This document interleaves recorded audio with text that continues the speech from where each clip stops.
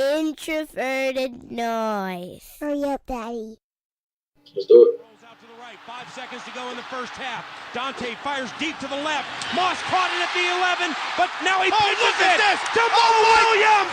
Touchdown! You gotta be kidding me!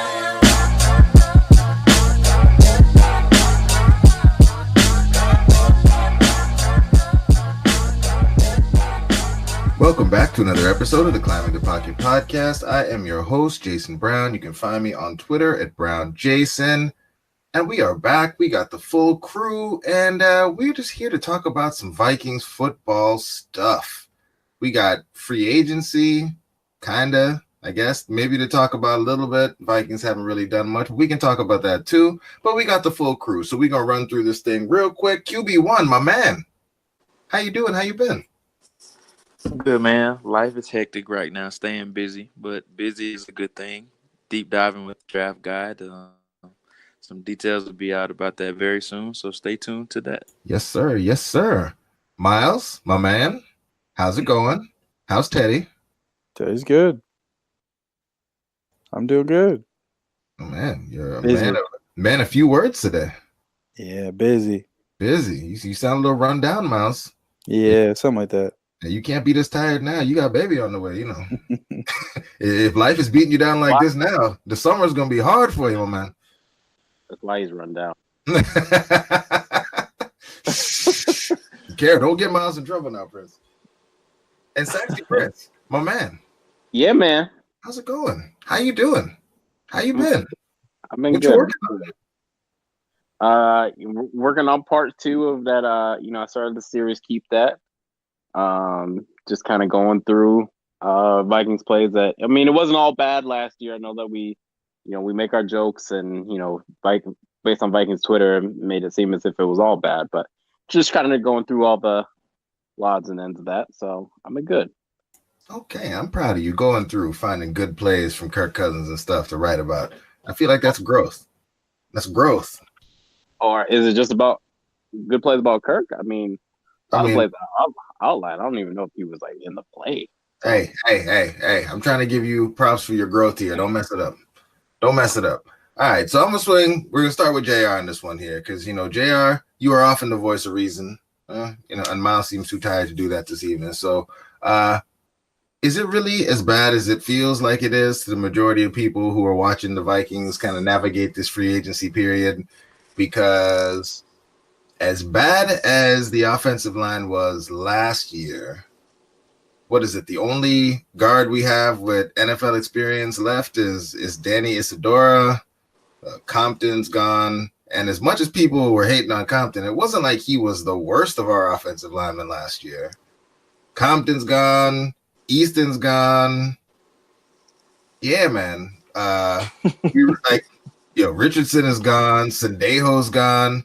Like, it's not like these are all great players, but the idea that I guess in one draft we're going to replace all of them with above average or players up to their level, like, help me out, JR. What is your feeling right now based on kind of what you've seen this offseason, what's going on? Free agency's first wave is in the books. What are your thoughts on where the Vikings are at? I mean, considering what they lost, I don't think it's been anything significant outside of Sheldon Richardson. And I'm a huge Sheldon Richardson fan, but I think the production that he brought to the table, I think with a certain type of committee approach, I think they can eventually replace that. Now, I wasn't a fan of the Shamar Stephen sign. I thought they vastly overpaid for him, and I thought they probably could have found a better option in free agency or even the draft if they so chose to wait for that. But as far as the players that have exited, I don't think any of them have been significant. Tom Compton, Nick Easton, who missed last year, Latavius Murray, who was going to be in a limited role, Andrew Sendejo was going to be cut, Anthony Harris was going to be the guy next year anyway. So I don't get why so many people are overreacting. And yes, I know the teams around the NFC North and then the NFC in general have upgraded, but we see every year that free agency isn't the end-all be-all, and every team that usually wins free agency doesn't do good the following season. So with the cap, allotted money that they do have, the cap space that they do have, I don't know why so many people expected them to just splurge like they did last year with Cousins and Richardson. I think this offseason has been positive so far, You get Anthony Barr back, who is a key piece to the defense, and then you're shedding some of the fat, essentially, with some of the bad players that you had. And I think the only significant loss that they've had so far has been Sheldon Richardson. So overall, I'm pretty much satisfied now. I think they're tying their hands a little bit as far as what they want to do in the draft, just because there haven't been any offensive line additions. I know Darren Wilson reported that Josh Klein is going to be in town for the rest of the week on a visit with the Vikings, so maybe he could be a potential solution at guard. And he's been, prior to last year, he was middle of the road. I think Pro Football Focus had him ranked in the 30s prior to last year. He was in like the latter half of the 50s.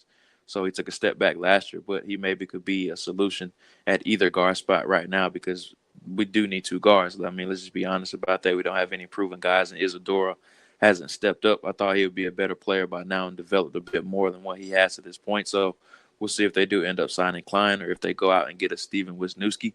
That could be another option if the Jets do not, once again, cash out on another offensive lineman. So we'll see what does happen with that. But overall, I think they've taken positive steps because they have trimmed the fat. And like I said, the only significant loss at this point has been Sheldon Richardson. Okay. All right. I feel a little bit better about things. Miles, I know you've been monitoring this very, very closely. You've been watching, and you've been really, keeping up with the tweets and letting us all know which offensive linemen are available, which ones are gone. And I guess, Wisniewski is someone that you've been talking about a lot. He's going to the Jets. We'll see how that goes. I guess, what are your thoughts about what's happened thus far? And what are, I guess, your thoughts or hopes in terms of what the team can do to address O-line, which is obviously everyone's biggest concern heading into this offseason, and the team hasn't really done anything to address it to this point. Yeah, I think we should just panic, just freak out. That'll solve it. I mean, we can do that. We can do that. We can definitely do that. If you want us to do that, we can do that.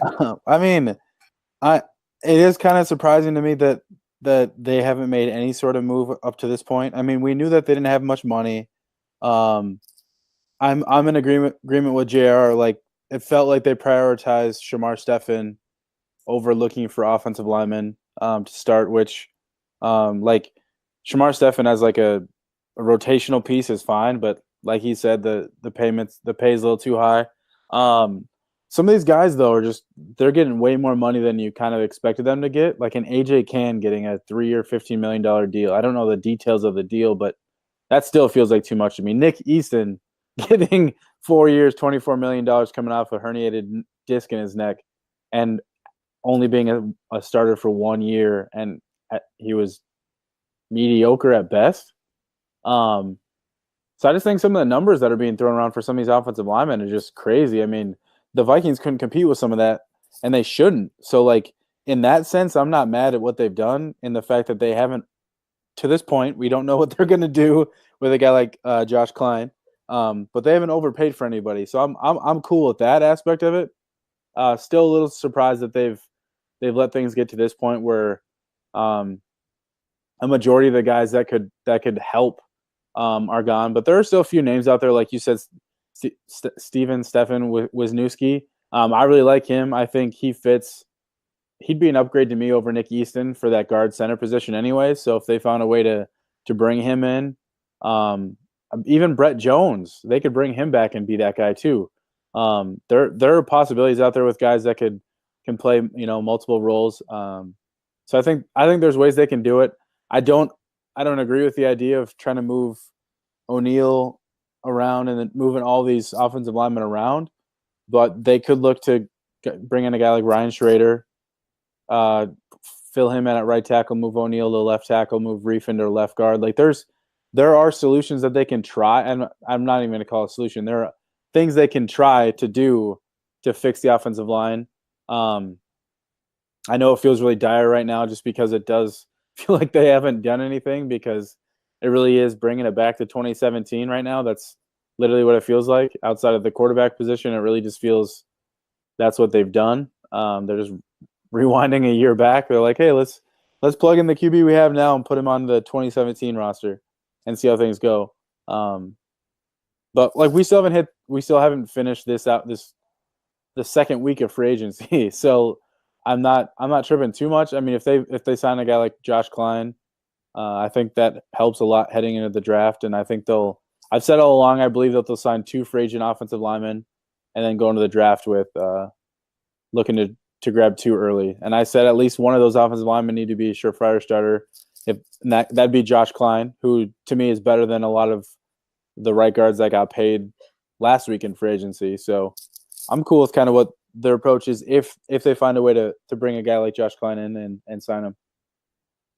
What I think is funny is not like, and I don't know, maybe it's not funny, maybe it's just kind of the humor that you develop when you follow a team like the Vikings, is that like now we are excited about a guy in Josh Klein that if we're looking, obviously the career spans more than one season, but if we look back at last season, he graded out worse than Tom Compton, who we all thought was terrible, but he looks to be now, the best option that we can get to kind of come in and help out. Obviously, we don't know what's going to happen in the draft. And there's one thing before I get you in here, Prince. I wanted to talk to JR. I wanted to get your opinion on this because when we start to talk about, O'Neal switching sides and doing all these things, it kind of made me think of that old Pro Football Focus article that Jeff Schwartz, I think he was quoted in talking about how he would rather move from, like right tackle or right guard than from one side of the line to the other because all the footwork is backwards and how difficult that can be for an offensive lineman to kind of relearn how to do everything. JR, given what you thought about O'Neal and his development coming out, how you saw him kind of as that raw prospect who needed some time to really work and hone on his craft before being ready to start, and then him doing well at right tackle as a rookie. I guess, what are your thoughts on him transitioning to the left side? He has some experience in college there, and what kind of challenges that could bring for him, or do you just think that because he's done it and has the athleticism that he'd be able to seamlessly make that transition? Well, it makes me nervous, and you guys know I'm not a fan of once you have an offensive lineman at a certain spot, I think you should keep them there because we've seen how that can derail a person's career. We've seen it with plenty of previous Minnesota Vikings offensive linemen in the past where it just completely destroyed their career when they did move or flip sides. And even if they stayed on the same side, moving them to another position really didn't help them a whole bunch. And then it makes me nervous with O'Neal, and I know he played it during his last few years at Pitt when he did transition from tight end, but he hasn't done it in the NFL, and he's created such a great habit of being on that right side, and he has success at doing it. And I just think they need to keep them there. And I've talked to plenty of offensive linemen about it before on all different types of levels. And the most common comparison seemed to be that, or the simplest way that they could break it down for me is that whenever you eat with one hand, for the most part, let's say you're just strictly right-handed, it's like learning to eat with your left hand now. So it's going to take quite a bit of time, and sometimes you never really learn to do it. And pass protecting is all muscle memory. Now, as a run blocker, it is a bit easier because you're moving forward as opposed to backwards as a pass protector. But just having your opposite foot up now, which is something that would be different for O'Neal as opposed to having his right foot back at right tackle. Now at left tackle, his right foot is going to be up and his left foot is going to be back. So his mechanics are going to be totally different when switching to that other side. And now you're talking about protecting Kirk Cousins' backside. With that being such a high risk, it just makes me really nervous. And I'm sure he can do it, but it's just going to take a bit of time just because he's switching sides completely. And now he's really gotten the habit of that technique at right tackle. Now he has to completely flip back to what he did at Pitt and just regather that muscle memory that he did have during his college days. And now you talk about the speed of the game, really starting back from ground zero and really going back to adjusting to the speed of the game once again from a completely different side. It just makes me a bit nervous. Okay, and Miles, one other person that you haven't mentioned, I think you mentioned him back in the day, but you haven't mentioned him in a little while, Quentin Spain or Span or however you say his last name from the Titans, I guess teammate of Josh Klein. What are your thoughts on him? Because I think at some point when you were initially making your list, he was someone that you talked about, and then you haven't really talked to him about it a lot since. Is he someone that would be a fit? And what's the deal with him? Because he hasn't really seemed to be getting much steam during this free agency period. Yeah, I'll start with the fact that he hasn't had any steam. I'm kind of surprised by that. I'm guessing teams didn't like what they've seen on tape so far. Or I'm not sure what the deal is with that because the Titans probably could have got him back at maybe half the price they got for Saffold. So that's kind of baffling to me. But he's a pretty good player. He's big. He's a mauler. He doesn't fit for me. Like I've been trying to look back at some of the guys and like listening to podcasts and stuff of kind of what Gary Kubiak looks for in offensive lineman. And Sage Rosenfeld does a great job. Obviously, he played in the system with Kubiak, and in Houston, he talked a lot about how Kubiak likes guys in that 305 to 310 pound range, more than like the 330 pound guys, because he's going to be asking his interior offensive linemen to be moving a lot, moving and working in space a lot. It's not that a 330 pound guy can't do it, but is it really the best situation to ask those kind of players to do it all the time? I don't think so. I think it just you'd see a lot more wear and tear on those kind of guys, and it'd be really tough. That's just tough to do. It'd be really tough to ask a guy like with that size to move that much, the way that Kubiak asks his guards to in his offense. So I think that's the big reason why they're not really interested in Spain. I think Klein brings a little bit more of that, the ability to work in space. He is a finisher in the run game, and I think that at the same time he's smaller. He's in that 305, 310 range. I mean, that's exactly what they're looking for. So that kind of fits more of what they want to do than what Quentin Spain does. I am, like I said, though, I'm still kind of surprised he's not. He hasn't signed. Maybe he's asking for too much. Maybe he wanted to get that $10 million plus per year kind of deal, but I don't get why he's not signed at this point, though. There are still plenty of offensive line needy teams, and I mean, if the Vikings signed him, I wouldn't be upset about it at all. I just don't see him as a fit scheme wise. Okay. Makes sense. And Prince, kept you waiting for a little while here. And we've talked a bit about the offensive line, but I want to switch gears a little bit with you here. Outside of the offensive line, I mean, this is where I guess, some of the smart teams will start doing some of that, bargain shopping, looking for, vets that maybe they can get for a little bit less than they should because the money's starting to dry up. Are there any players out there that you've are surprised or still sitting out there that you'd want the Vikings to take a look at that aren't strictly offensive linemen, which seems to really be the only thing we've been fixated on here lately? Obviously, I think the Vikings. Another position that I'm worried about on the defensive side is a linebacker core that they have. I've been really happy that the Vikings decided to bring back Anthony Barr, just because I know that he knows the. I know that he knows the defense. He's obviously a guy that. Mike Zimmer loves and respects and whatnot, but I think after him, you don't really have much. We've seen a little bit from a couple guys like Wilson and Gideon and whatnot, but you're not really seeing very much depth behind there. So I think the Vikings could, bring in a guy. I don't have any specific names per se just yet. But I would like to see them maybe address that before they go into the draft, just because I'd probably prefer them to not use a higher pick on that. I mean, you could probably find athletic guy or whatever the case is. Linebacker depth. I mean, obviously losing Anderson Dejo is going to hurt as well too. I know that they probably can look into the draft again, but the draft isn't really huge. High-end safety class and whatnot. So losing Sendejo, I think, will hurt a little bit more than the Vikings think that it will. I know you have Anthony Harris, who can obviously step in and be that guy. So I mean, you lost a couple of depth pieces on your defensive side of the ball, and I think that the Vikings really need to replace that before they go into, I think, like JR was saying, just going to the draft and trying to hope to swing. You're not going to hit on all those pieces. So, get those depth pieces in, so then maybe you can focus on more trying to fill out that top end talent, and, guys will just kind of fill in as you see fit. But, yeah, those are just some areas that I think the Vikings can probably address. I don't have specific names just yet, but, I think there are some guys out there that you could look into trying to grab. Yeah, so you're kind of like the Vikings Twitter when it comes to offensive linemen. You don't really care who it is as long as they bring somebody in at one of those positions. Yeah, you're because good. I know. Yeah, I know that money is an issue, right? And I personally understand why the Vikings haven't either been able to make a ton of moves, or they they have just decided not to, just because the money's not there. So I'm not blaming them. I mean, I don't forget that fact.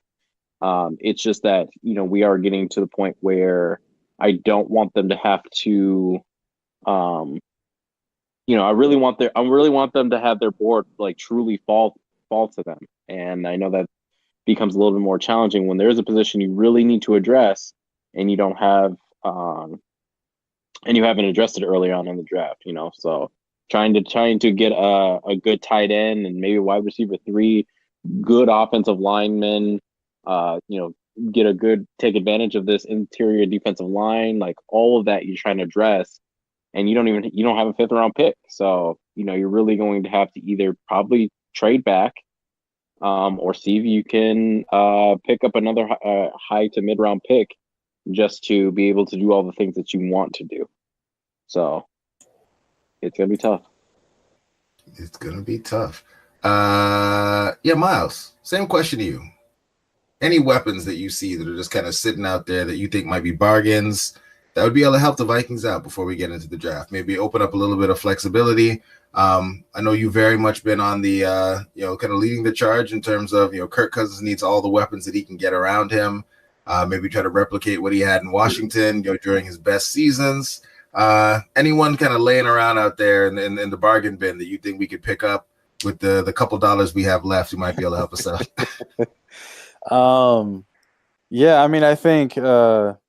I think we've talked. I don't know what his health is, but I mean, Demaryius Thomas is sitting out there. I mean, for the right price. I mean, I don't know I know he's coming off an Achilles injury, but he could be one of those guys that you sign now to a cheap deal and come middle of the season, when he's ready to go, could be a guy that helped boost your offense.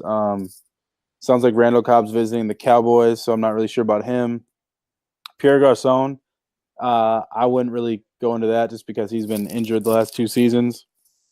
I think he's like 33 now, so there's not really that. Miles, the Raiders just released Jordy Nelson too. I mean, he fits perfect for what fans want, right? Like bring Mike Wallace back. Mike Wallace is willing to come back. I mean, I think we can play with a real quarterback. He'd finally have a quarterback. He'd be in an offense that better fits his skill set now than it did back in 2015. But where's the other name I was looking at? Jermaine Kearse. Kind of surprised he's still out there. He's still a solid player. I think he could be one of those guys that come in and play that X position, and be that third wide receiver. I like Dontrell Inman too. I think he'd be really cheap, and I think he can contribute. He's one of those guys that he's not going to wow you, but he can kind of get him. He gets himself open, and he makes good contested catches. So I wouldn't mind him on the cheap. Other than that, like, it's kind of slim pickings. Like we said, there really isn't too much. I didn't mention Chris Hogan. Don't really care about him. Yeah, I mean, unless they want to look at tight end, Austin Seferian-Jenkins. They can't afford Jared Cook, but he's out there. I forgot Terrence Williams from the Cowboys, but I mean, I wouldn't really. I'm really curious about that Eifert deal. Ryan Grant, that's the name I'm thinking of. Ryan Grant, but I know there was some steam there that you had, Jason, that we want to go into, but I liked him last year, so still surprised he's kind of looking for work. Yeah, Ryan Grant. Question, I guess, JR, you can hop in on this one because, people have talked about it, and dude is old. Is Donald Penn someone who makes sense for the Vikings at this point if the price is right? I would have traded for him, honestly. I would have gave up a 7-round pick for him, and it just depends on what they want to do with Riley Reif because Donald Penn has made it clear that he wants to play left tackle.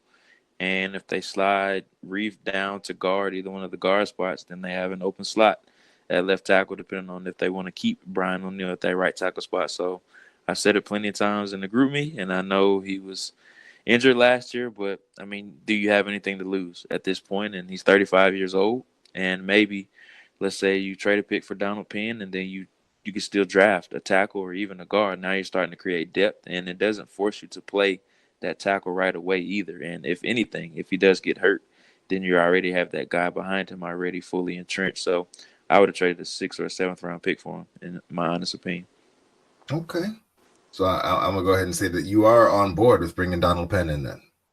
If the price is right. If the price is right, yes. Okay. Yeah, because I mean, outside of last season, he's been pretty darn good. And here I am, and he has connections. He was brought in as an undrafted free agent by the Vikings in 2006. So it'd be like a homecoming of sorts. Makes sense. End his career where it all kind of got started, maybe, sort of, kind of. And I guess free agency. We've been talking about all the bad. Let's talk about a little bit of the good here. JR, what were your thoughts? I know you mentioned a little bit earlier Anthony Barr being the guy, being the important piece that he is for Mike Zimmer's defense. He is really, he is our free agency period to date, really. What are your thoughts on him coming back? What are your thoughts on the dollars figures that have been thrown around and the impact that he can make for us as we get into next year? Yeah, I was happy to have him back because you guys know there isn't a bigger Anthony Barr fan in the world than me, just because I understand how important he is to this defense. And I think the thing that kind of goes underestimated about the entire signing is that who was going to replace him. And I like Eric Wilson, I like Ben Gideon, but those guys aren't replaceable guys that can replace the production that Anthony Barr has brought to the table. And I know the whole green dot discussion, I think that's overblown to an extent, but you can't replace 6'5", 250-pound guys in the middle of your defense. That's just not walking around on the street that you can find as a free agent or in the draft. And yes, there's a couple guys that do have that size, but they maybe not have the athletic profile and the prowess that Anthony Barr does bring to the table.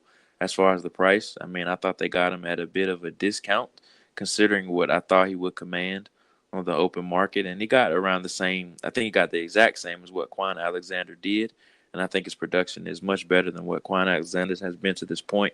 And even though Quan Alexander is coming off a torn ACL last year, I think Barr is a much better player at this point, just considering that Quan Alexander is an unknown to this point coming off that injury.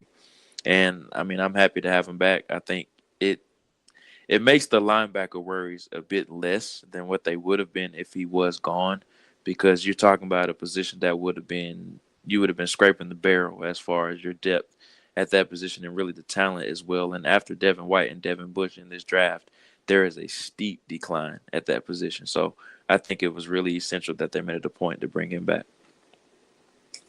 Okay. Miles, what are your thoughts? Anthony Barr, him coming back, and with all the things that we were kind of talking about before free agency really kicked off, I guess, what are your thoughts from just a strategic standpoint of how this played out with Barr coming back versus, Sheldon Richardson, with the rumors of Trey Waynes potentially getting traded and all that? What are your thoughts strategically in terms of how the Vikings have played things so far with their own players? Yeah, for me, looking at their cap situation heading into free agency, I thought they probably would have made a couple other moves more than what they have at this point. Like, whether it was restructuring Griffin to create more cap space, releasing Kyle Rudolph, or extending him to lower his cap hit, whatever it is. I thought they would have created a little bit more cap space than they have to this point. But no matter what, I always viewed it as them making one splash type signing. So whether that was Anthony Barr, Sheldon Richardson, I knew they weren't going to be able to bring back both.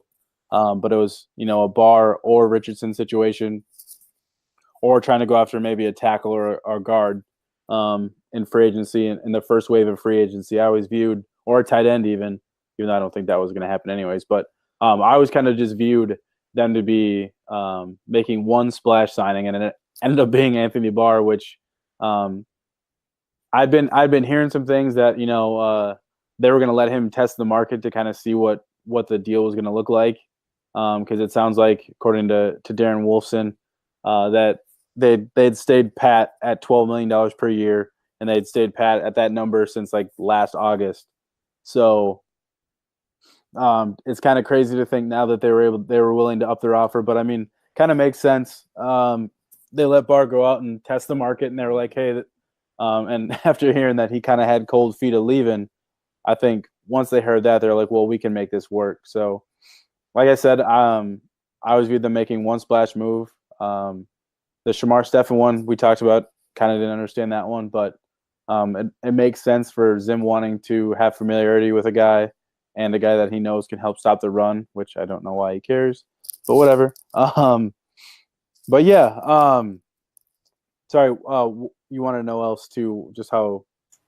I guess, yeah, you called out that, they were going to make one splash signing, and then really like with the moves and the way what they've been able to do with the limited resources they have at their disposal. I guess strategically, do you feel good about where the Vikings are at, or you just kind of feel like, it's kind of what they were going to have to do just based on where they were at?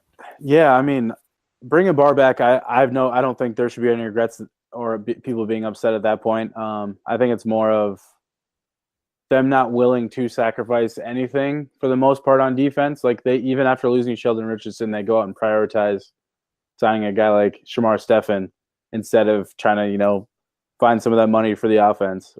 We know that the defense is their strength. Obviously, we know that Zim covets having top end players at every level of his defense, which is fine. I have no issues with it.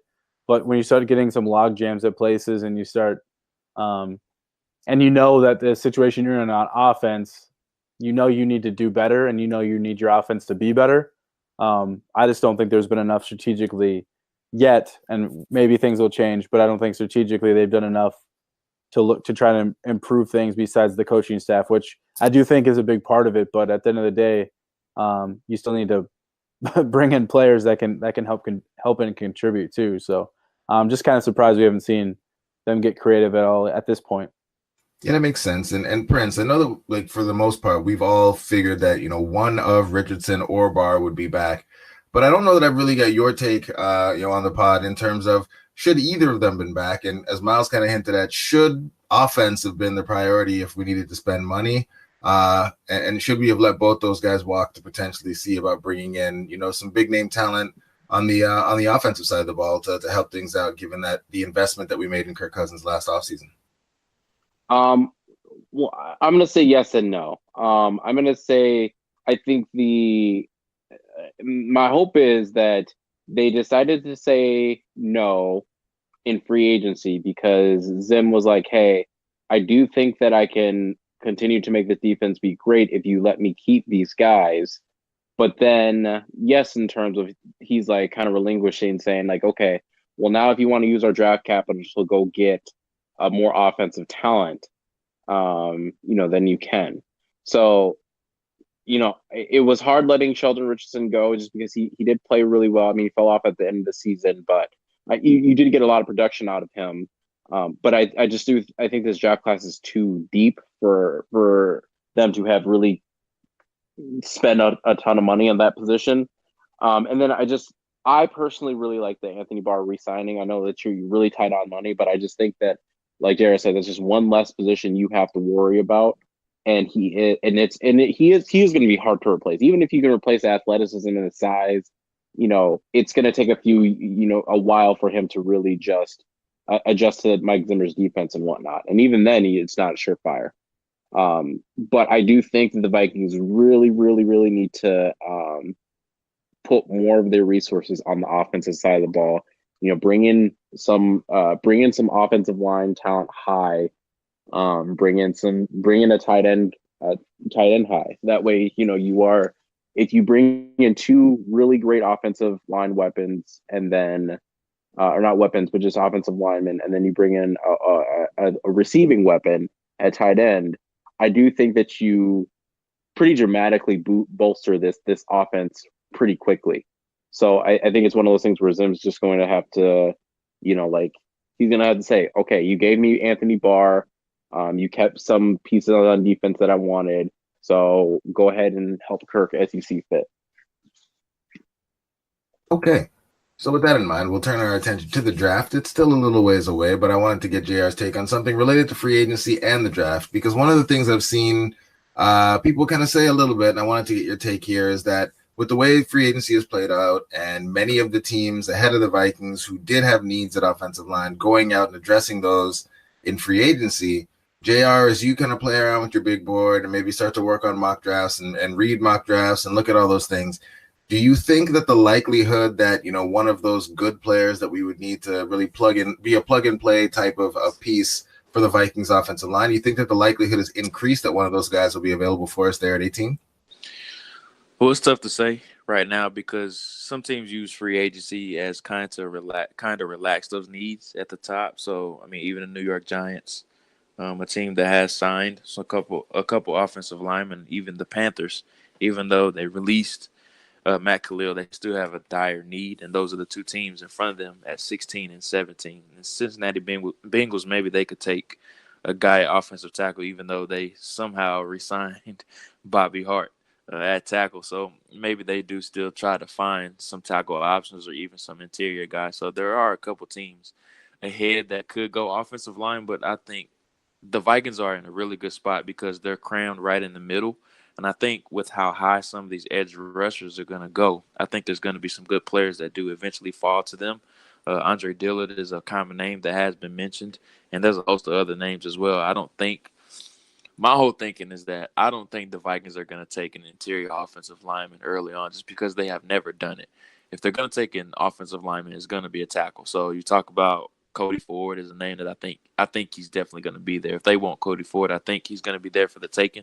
And I think right now he's probably the most realistic option because I think Dillard is going to go at that 16th or 17th spot. Jonah Williams is going to be an interesting option because we'll see how the NFL really sees him, and we'll see how the Vikings do see him if he's sitting there at 18 for them to take, if they value him or view him as a tackle or a guard. And I think most teams are probably going to view him as a guard for whatever reason. I think he can play tackle, and I think he can hold up really well at tackle. And I think he's probably a can't-miss option. I think he's probably the best of both worlds option if he is there at 18 as well. So any of those guys, whether it's Cody Ford, Dillard, Jawan Taylor, I think he's going to be off the board. I'd be surprised if he makes it out of the top 12. So I'm not even going to include him, but Jonah Williams, Andre Dillard, even a Dalton Reisner, I wouldn't take him that high, but we'll see, especially with what happened to the Vikings last year with those guys just flying off the board with Ragnow, Billy Price, and even Will Hernandez being selected early on as well. So we'll see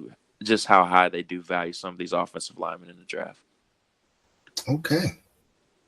I feel like we covered most of the football-related things. Miles, Prince, was there any other football things you wanted to get off your chest? Any takes that you really, really needed to get out here before we move on to anything else? Vikings should draft a quarterback. There you go. I do think they should draft a quarterback. But I know Prince was joking. Prince wasn't joking. There was no joke whatsoever from what I said. Prince was not joking. They literally no. They should. And that's not even a Kirk Cousins shot. That's I don't want to see what Travis Simeon has to offer or any of those kinds of guys. Whatever. I mean, I know there's still some free agent guys still available and whatnot, but the Vikings need to draft another quarterback. I agree. Like seriously. And kicker. I mean, we'll see what they do with kicker. You want them to draft a kicker? I didn't say draft. I didn't say draft. I said we'll have to see what they do at kicker. I would never put the word in my mouth. Just making sure, man. Just making sure. Okay. So I feel like football is in the books. We've covered all that. So before we get out of here, just because I feel like I need to, Yinka, because I know you have takes that you wanted to get off your chest here. Talk to me, man. Tell me a little bit about Captain Marvel. I finally seen the movie, and I'm interested in what you thought of the film. And because you do know quite a bit more about this comic book stuff than I do, I need you to help me understand. What were the important things of this movie that I may have missed that will help me be ready for the movie that comes out next month. Yeah, I'll try to make this as short as I can. I thought the movie was just okay. This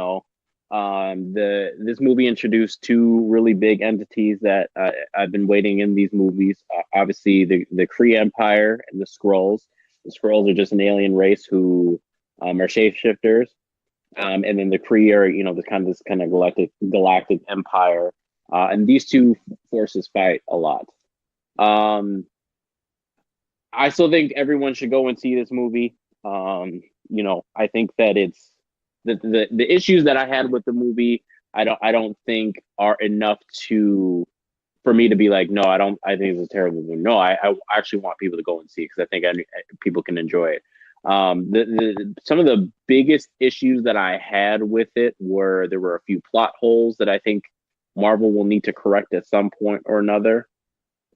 First and foremost, the Nick Fury that we were introduced into this movie is not the Nick Fury that or really all of us have kind of grown to know and understand. This movie is set to do, I would say, three things. It was an origin story for multiple characters, Nick Fury and Carol Danvers. It was a bridge movie for Captain Marvel into Endgame, very similar how Black Panther was it's in some sorts a bridge movie to Infinity War. And then this also is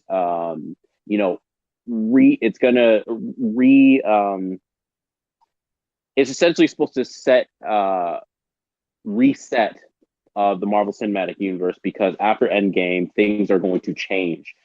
Carol Danvers is now supposed to become the face of Marvel. She is supposed to be, spoiler, I'm pretty sure Captain America will probably die in Endgame. I think Chris Evans is done playing the character. So the next, someone needs to take up the mantle, and the best person that in my opinion, to take up that mantle is Captain Marvel, just because she's such an important character within this storytelling. She's a very powerful character. Even that movie, I don't think did it justice, and that was kind of one of my issues with it, because she is one of the more powerful people there. Outside of probably Thor, she is a very, very powerful person within not just Earth, but obviously the entire universe. Some other quick hitting notes. A lot of my issues actually were more so about, I don't know, it's kind of half Nick Fury and half Carol Danvers. The thing with Nick Fury is, understanding that movie, we learned that he had this pager to summon the most powerful person that he knows, right? And in Avengers, we saw a giant alien invasion come to Earth, and he didn't push that pager one time.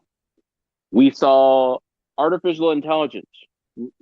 Wait, hold up. Mm-hmm. The directors and like even like Samuel L. Jackson himself have come out and said, and you can take this for what you want, but they've come out and said, we don't know that he hasn't pushed it just because we haven't seen it on screen. Here's what I say, Miles. Miles. I'm just saying what they said. This is my analogy, Miles. Here's the thing.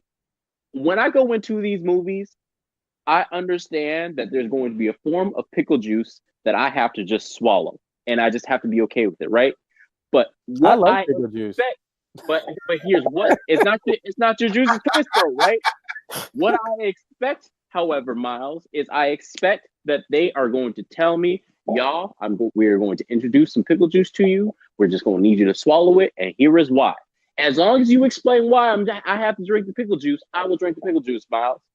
But here's the thing: they didn't explain why. They didn't explain why. They just said, "Oh, well, he might have pushed the button in the past, or whatever the case is." It's like, okay, so again, it goes back to alien invasion. He might have pushed the button. She didn't show up, right? Artificial intelligence about to couldn't even just destroy the Earth, but it could have expanded upon other parts of the universe, right? Parts of the universe that she's probably protecting. She didn't show up. The one time she chooses to show up and Nick chooses to push the button is when he knows half of the universe is going away. For all he knows, he pushed the buttons. She's already gone because of Thanos' snap. No. I'm that is not pickle juice that I can digest. You can take that on board. Nope. So out of that whole movie, the thing that has you most upset is a pager.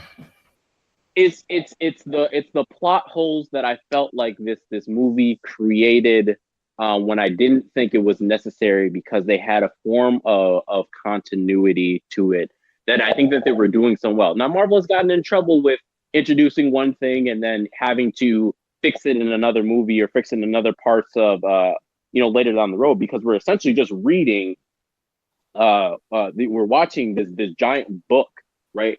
And each movie is its own chapter within this book, and this book is about to close really soon in Endgame, right? And then we start a completely new book or completely new chapters of this compendium of stories. But yeah, these are some of my biggest issues, because because of the pager. Okay, Prince, we got you a little heated up here. Hey, real talk though, why? Just before we go too deep into this, because I feel like we've completely lost JR. JR, do you even know what it is we are talking about at this moment? Nope. Okay. I thought JR hung up. How excited? how excited are you guys that for this season of Game of Thrones we're gonna be able to nerd out with JR as it's going on? Like, I'm pretty excited about this myself.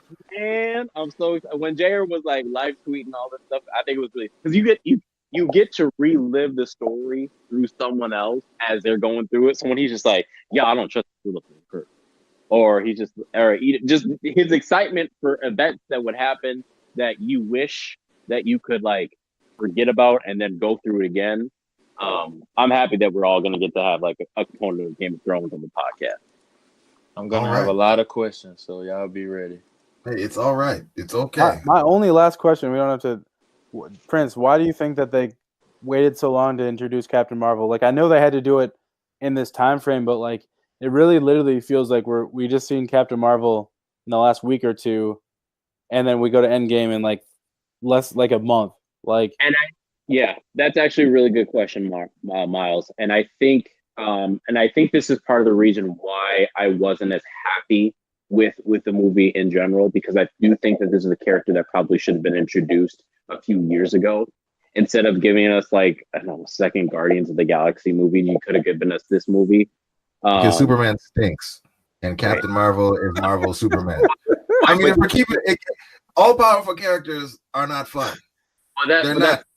So that's the issue with Captain Marvel that I find with the way that Marvel introduced her. Because now what she becomes is she becomes a Deus Ex Machina, which essentially just means it's a person or a plot device that you put into your movies in which everything is going terrible and then something just out of the sky drops in and saves everyone. And I think that there's that's poor service to Carol Danvers, who's actually a very interesting character. My last little bit with this is I thought it was funny. But she's supposed to be like Carol Danvers is actually supposed to be she's supposed to be highly arrogant, right? In the comics, that's how she is. I don't need her to necessarily be that way, but I think for the purposes of what Marvel is missing, we have enough arrogant dudes in the Marvel Cinematic Universe. To introduce a woman as an arrogant character would be really interesting, and I think that's what Marvel would need, because in movies we oftentimes don't see enough women who are just arrogant, in which we have to absorb in society. We're cool with Tony Stark being completely arrogant or Thor being completely arrogant, but we're not always as accepting when a woman is going to be arrogant. And in the comics, she is, and it gets her into trouble. They tried to hint at a character flaw with her with she's just so emotional or whatever, but they didn't go deep enough to kind of illustrate that like she's actually super arrogant, and that gets her into trouble, especially mixed with her skill set. That's just something that I think could have played out even better when we go see Endgame here in the next couple of weeks. Okay. Well, we've gone completely off the rails, and JR, apologies for sitting through all of that nerdiness for movies that I don't think you've seen any of, except for maybe Black Panther, maybe that one time. Does Deadpool count? Oh, there we go. Deadpool does count. Deadpool counts. Deadpool. There we go. The first one was a great movie. There we go. We got JR on Deadpool and Black Panther, Game of Thrones. Next thing you know, you keep up on this trajectory, in like 2 years, you can be in here talking about Naruto's and Pikachus with Yinka and Miles and all that stuff. Oh man, a new Pokemon comes out soon too. Oh snap! Yeah, we got good movies coming out. I'm not even gonna watch the draft. They're gonna hit me up in the DMs and be like, "Okay, so tell me about this Itachi dude or whatever the case." I like him. I'm ready for it. I'm here for JR to get his. All right, that is enough. We are done. JR, what do you have coming out that people should be looking for? My focus is all on the draft guy right now. It's going to be out April 12th for $10, so be on the lookout for that. It'll be a link posted on April 1st for pre-orders. Prince, let me get $10. JR, I was going to say, JR, can I hold $10? All right, and Prince, when's your next? When's the next segment in your or the next piece in your Keep That series going to be coming through? Yeah, I have the clips. I'm actually just writing up the aspect of it. Like, that's the thing is, like, this is the part of watching film that I actually really love, because you have to watch the same clip like I don't know 40 times to like really truly understand, like put yourself in the mind of a player, as well as maybe what Zim was thinking about on certain plays or what the offense was thinking about. So just writing up all that, hoping maybe tomorrow, maybe Wednesday, but we'll see. And last but certainly not least, Miles, anything cooking? Pass. Okay, we'll take that. We'll take that hard pass, and that's it. We done. Listeners, as always, thanks for sticking with us. Gentlemen, as always, thanks for coming on and recording. And yeah, that's it. That's all. We will talk to you guys soon. Have a good one.